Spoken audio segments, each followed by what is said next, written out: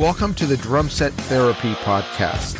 My name is Stefano Ashbridge, and this is a show about the challenges that come with playing the drums and what you can do about them so you enjoy your drumming journey. Visit drumlessonsinla.com for online and in-person drum coaching. Let's talk about troubleshooting your snare drum.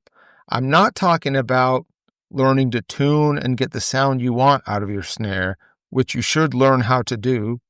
I'm thinking more of when you get to a rehearsal spot or a recording session and you have to use a snare that's not yours.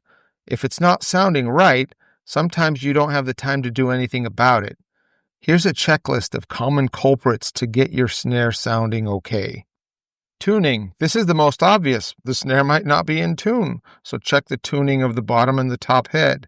A lot of times the bottom head will either be too loose or too tight. The top head might have dents in it. If there's no time to change the head or do anything with it, I will muffle it with tape or muffling gel. A blow dryer or a cigarette lighter can get the dents out as the heat will shrink the head.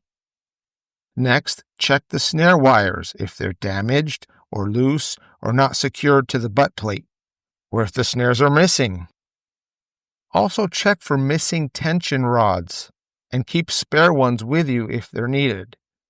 If there's a broken lug on the snare, there's not too much you can do, as snare lugs vary widely from drum to drum.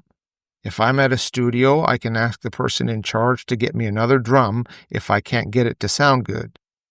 If it's my own drum, I've learned to bring spare parts and even a backup snare. Thanks for listening.